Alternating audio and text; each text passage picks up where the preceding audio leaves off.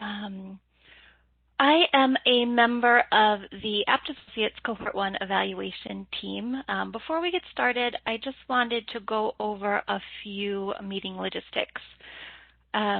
So the first one is that we've muted everyone just to ensure a good listening experience. But we've built in time for questions at the end. So if you have any questions during the webinar, please go to the Q&A feature, which is available in the bottom right-hand corner of your screen, and type in your questions to us. It's helpful if you can send your questions to everyone rather than just sending them privately. And we'll be monitoring the Q&A to try and address any clarification questions as they come in, but most of the questions will be addressed during the designated question session at the end. So with that, I'm going to get started. Today, we're going to be going over the evaluation and your role in it. We'll start with some introductions to the study team and then provide an overview of the evaluation. We'll then move on to discuss your role in the evaluation and what activities we'll ask you to take part in. We'll end with a short poll about topics you'd be interested in seeing included as part of the evaluation, and then leave time at the end for questions. We have scheduled the webinar to go for a full 60 minutes, but we anticipate we might be able to end early. We will, however, be able to stay on for the full 60 minutes if you do have a lot of questions and we need to stay on for the full hour.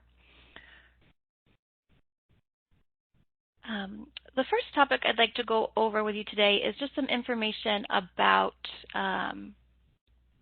the evaluation team.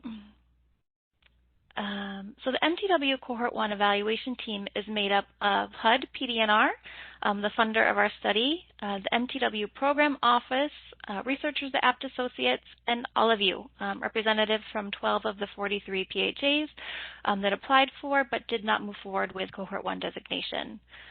We have a program officer at PDNR helping to guide our work, Ann Fletcher. She's here today. I'm going to say hi.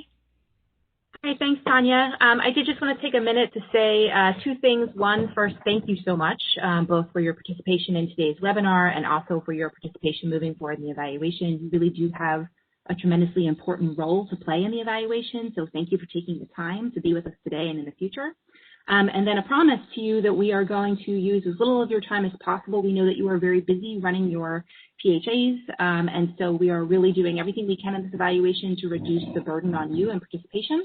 And that's a commitment that I hope we can keep over the course of the evaluation. So thank you again. Nice to meet you. Happy to answer any questions you guys might have along the way.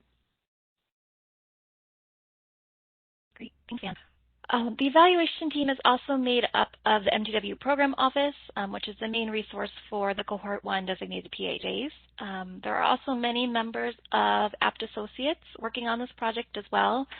You'll hear mostly from me as the PHA engagement task lead, and someone from our survey and interview team.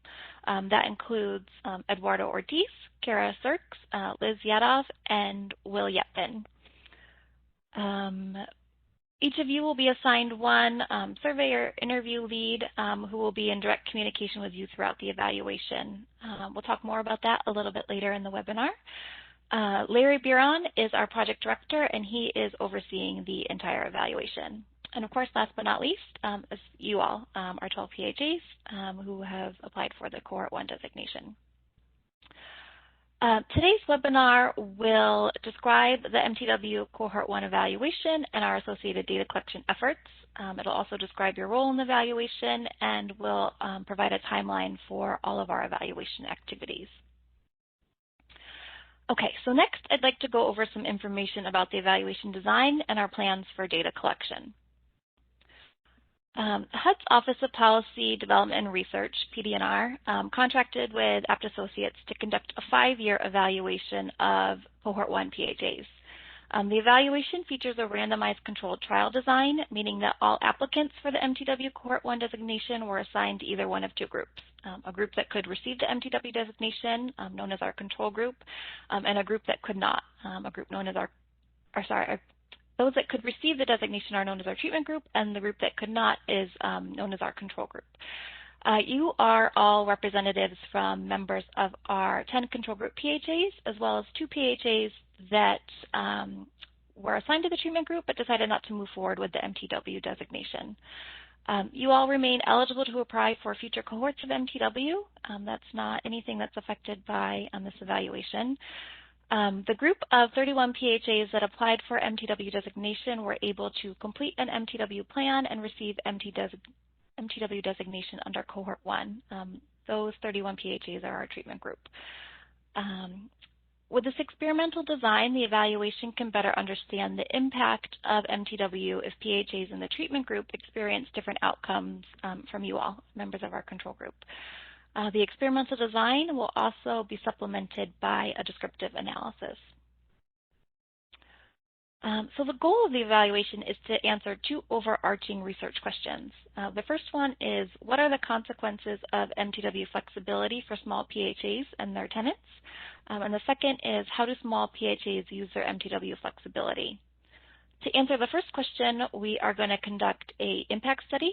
And to answer the second question, we will conduct a process study. So the impact study will look at the effect of MTW on PHA and tenant outcomes, including both individuals and families participating in public housing and HCV programs.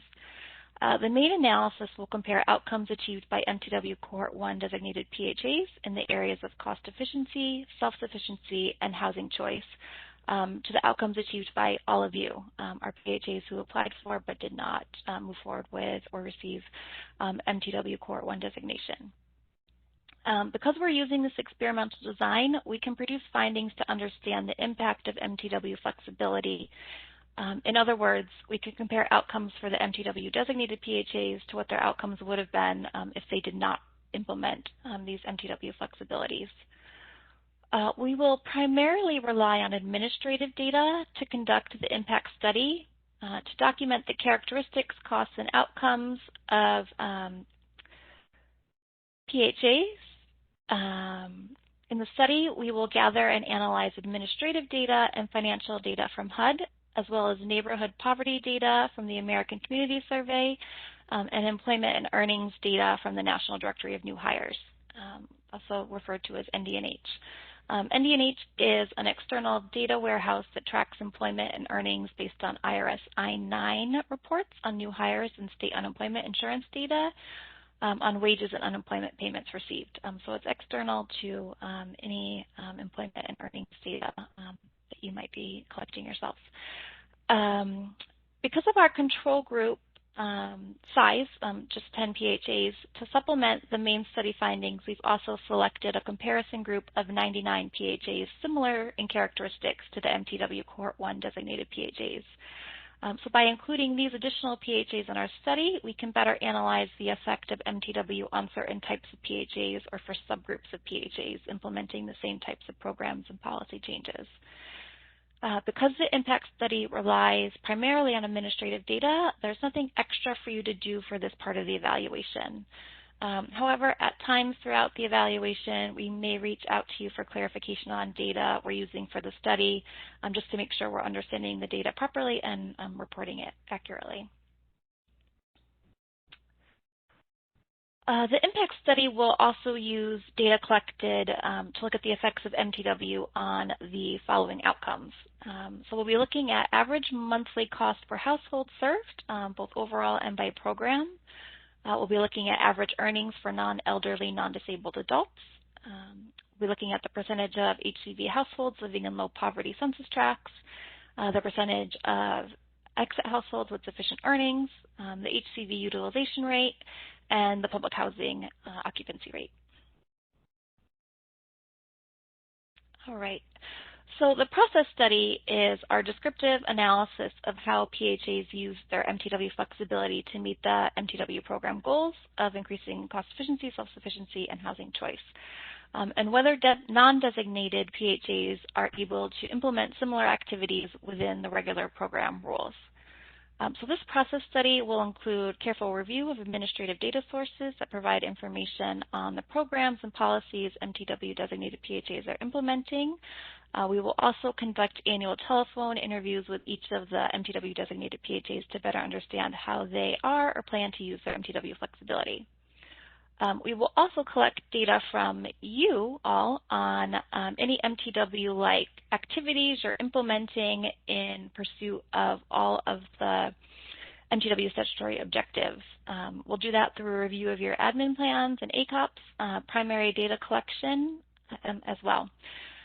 Each year, we'll collect and review your admin plan and your ACAP to identify any program or policy changes that relate to any of the 3 MTW statutory objectives.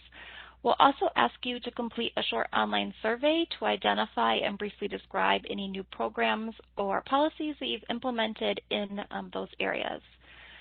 If you have implemented any new programs or policies, we will ask you to join us on a call to talk through some of those initiatives in more detail. All right, so our work together will be focused on data collection for the process study. So the remainder of this webinar will focus on this component of the evaluation. The process study itself is limited to the 43 PHAs who applied to be part of MTW Cohort 1 and has 3 main components. The first component is an investigation into what motivated small PHAs to apply for MTW designation under Cohort 1. So under this component, we will explore the internal and external factors that initially made you interested in applying for and what at the time you hoped to accomplish with MTW designation. The second component is an in-depth analysis of how the Cohort 1 MTW PHAs use their flexibility.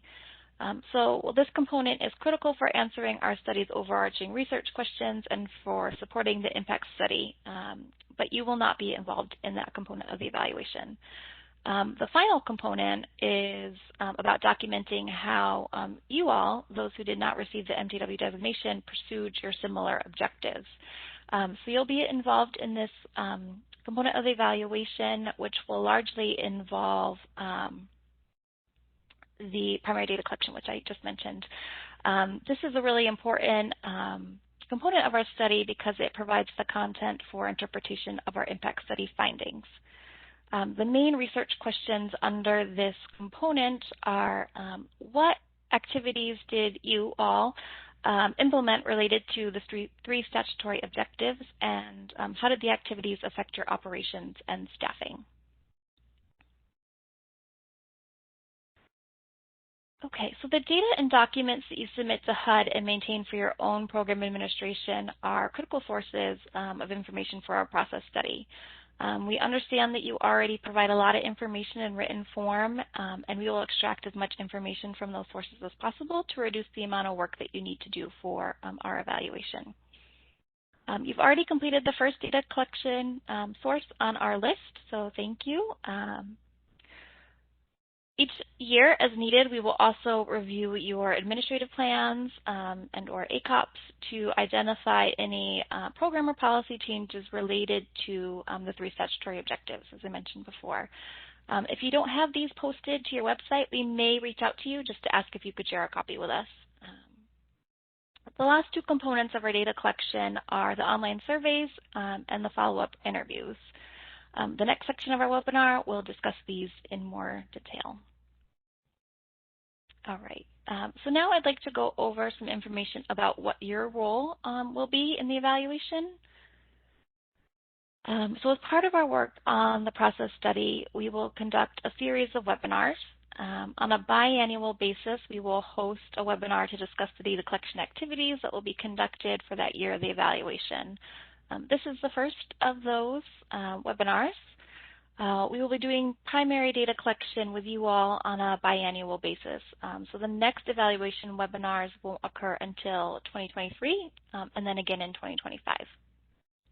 However, we will offer an annual reports finding webinar each August to discuss our findings from that year's data collection activities, including data visualization such as graphs, charts, maps, and other infographics based on our findings.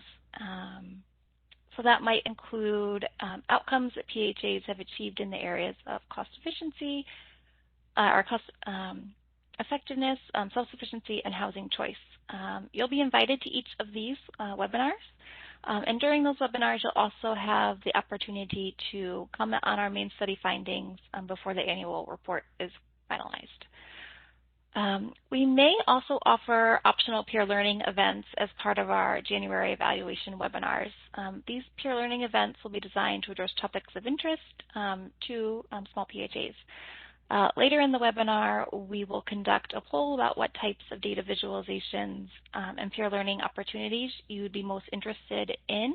So please start to think about that and keep it in the back of your mind as we go on with the webinar. Finally, you'll be asked to complete a short online survey for us every other year in February and March.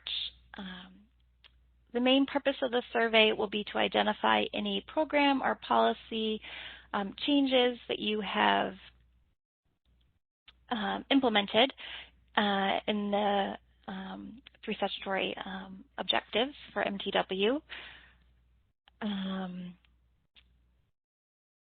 If you can't complete the survey online, you can always request to complete the survey on paper or by telephone if you'd prefer to do it that way as well. If you do indicate on the survey that you have implemented or plan to implement any activities related to cost effectiveness, self-sufficiency, or housing choice, we will request you to join us for a follow-up interview just so we can learn a little bit more about those activities. We expect to conduct those interviews shortly after the surveys, so in approximately March or April of 2021, and then usually in February or March for 2023 and 2025. We will ask a set of questions about each activity that you're implementing as part of those interviews, such as which objectives the activity serves, which programs the activity applies to, and which types of household the activity applies to. We'll also ask whether you have a hardship policy associated with the activity and data on hardship policy usage. We'll ask about the time frame for implementing the activity, how you implemented the activity in the absence of MTW authority, expected outcomes from the activity for tenants, expected cost implications, expected effects on PHA operations and staffing, and any other expected outcomes that you are anticipating as a result of those policies. Finally, we will publish annual reports in each August. The first annual report, our baseline report, will cover activities in the prior year. So this one will cover January through December 2020. And it's going to focus in on PHA's motivations for applying for MTW. It'll include a description of how the MTW designated PHAs plan to use their flexibility, a description of the PHAs, tenants, and community characteristics of those included in the study, and a comparison of characteristics between MTW designated PHAs and those non-designated PHAs. The reports will be finalized in August of each year.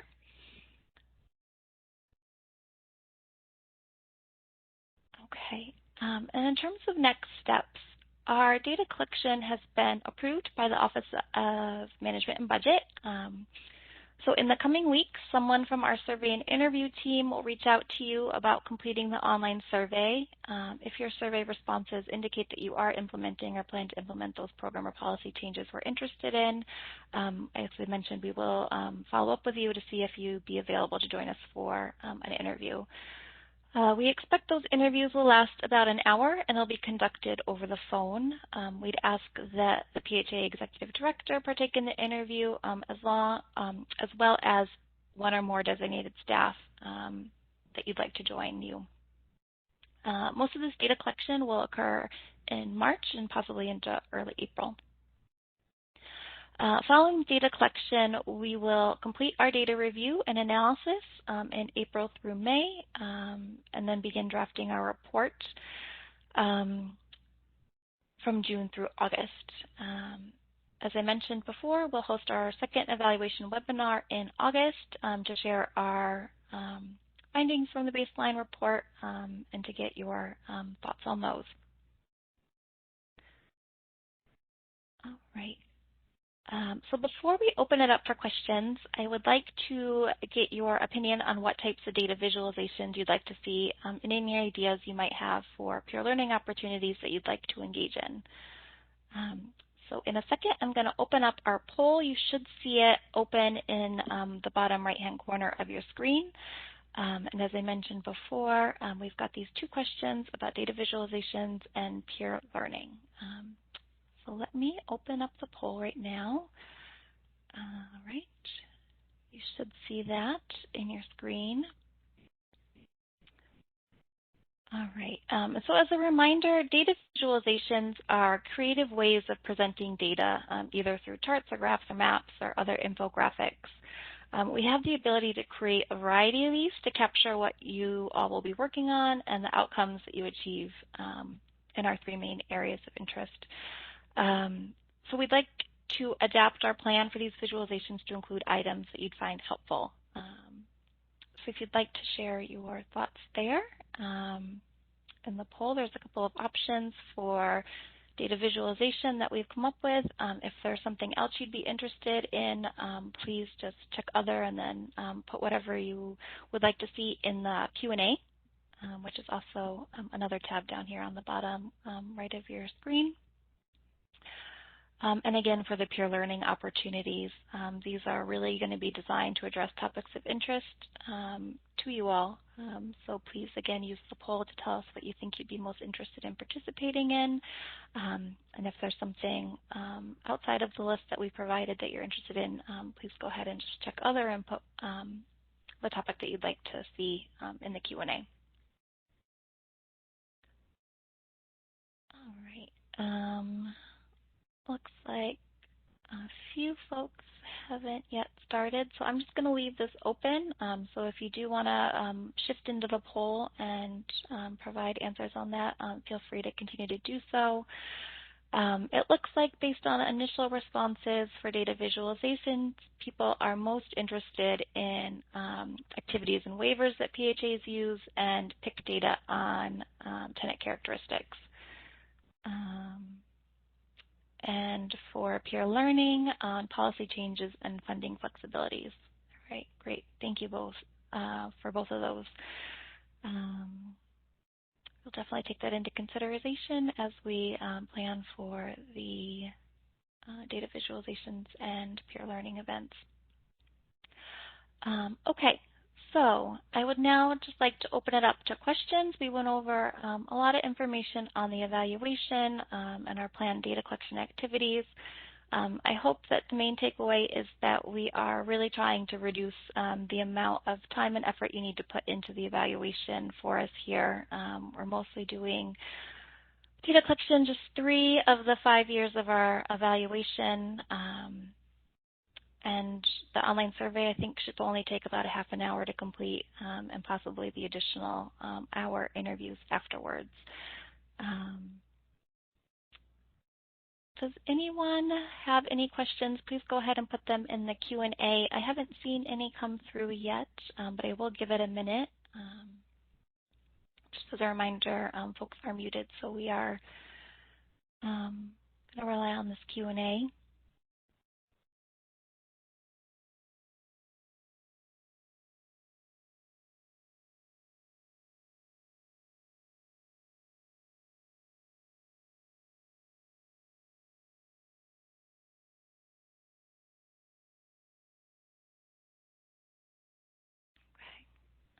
Not seeing any questions come in, so hopefully everything is clear.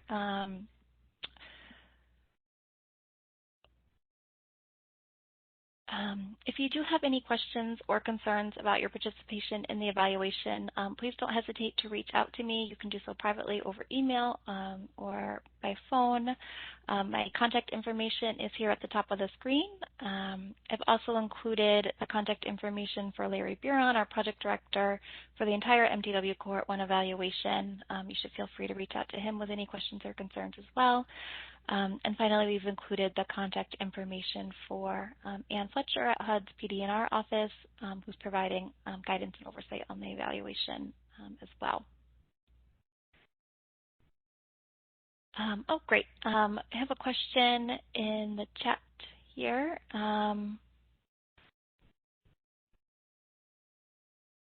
Yeah, there's a question about why input from PHAs that were not designated as Cohort 1 designees are being collected and what purpose it will serve for the evaluation. So it's a great question. It's part of our research design for the entire evaluation. As an experimental evaluation, we have two groups, those that were designated as MTW Cohort 1 applicants and those who were not. By collecting the information on the types of activities and policy changes that you are able to implement, we can really do a strong comparison of, what impacts the MTW Cohort 1 designated PHAs have compared to what their impacts might have been had they not gotten MTW 1 designation. So the data that we collect from you helps provide that contrast. I'm sure you've all seen data displayed before where you might see a large shift in one thing, but if you don't compare that to anything else, it's hard to see if that's a true shift or not. So this comparison that we're going to be drawing between what we call our treatment group and our control group really also helps to scale that, so that when we do see differences for the MTW1 designated PHAs, we can attribute that to the fact that they were MTW designated, and it's not just changes in time or changes in general policies that might have caused those differences or changes in outcomes.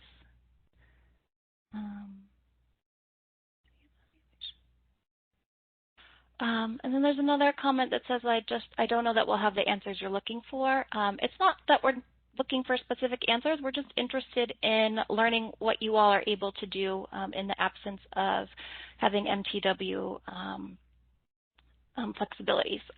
So all of the information that you provide is definitely going to be helpful for us. It's helpful for us to know if you are able to implement policy changes or program changes using some other type of flexibility or some local waivers.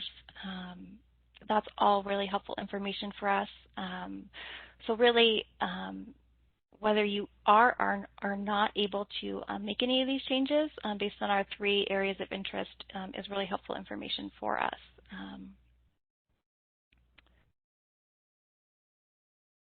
All right. And then there's another question, is the evaluation for those PHAs selected for the cohort? The evaluation includes all of the PHAs that applied for Cohort 1. So it includes both those who were selected for the cohort and those who applied but were not selected for Cohort 1.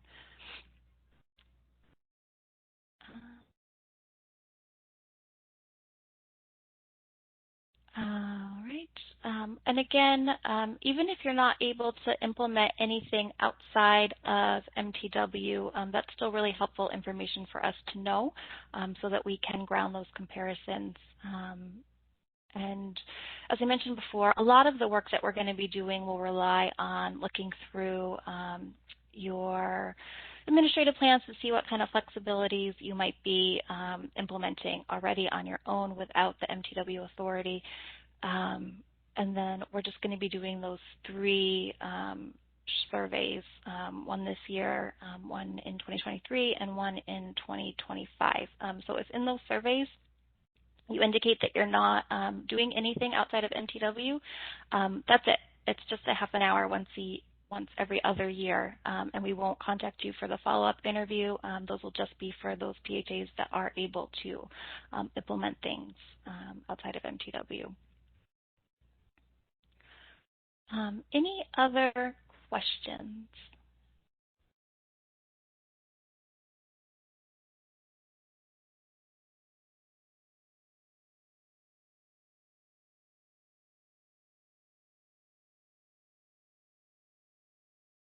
All right. I'm not seeing any come in. I'll stay on for a few minutes just in case there are any.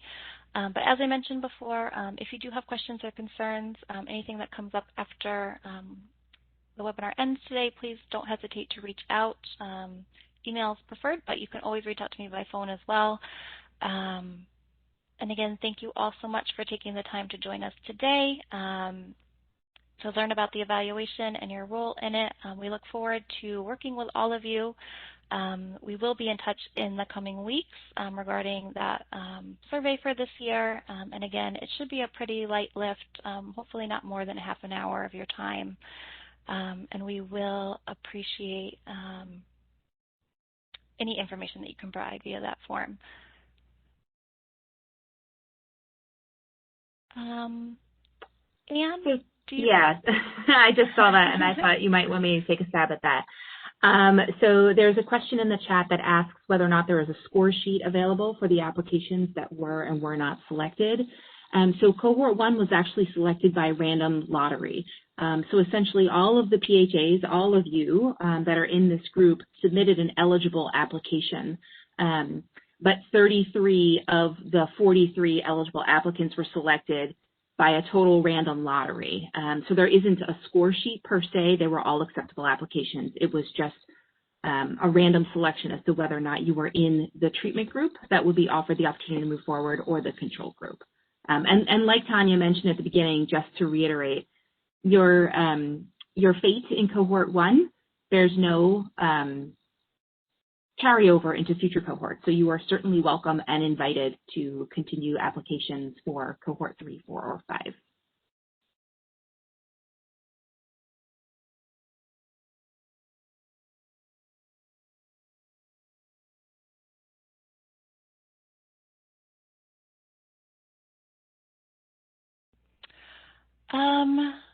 During the first survey, well, PHAs need to report the flexibilities used during COVID waivers. That's a very good question. I don't think I thought about that. Yeah, let me circle back with my team, and we'll provide guidance when we send out the survey link. I know when we originally designed most of the survey materials, it was pre-COVID.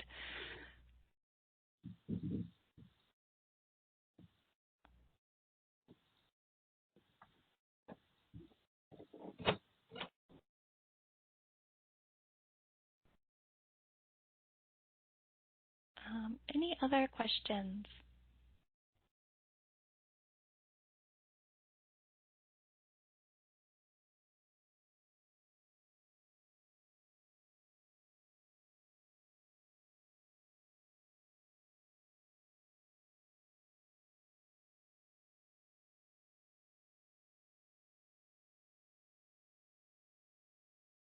Okay.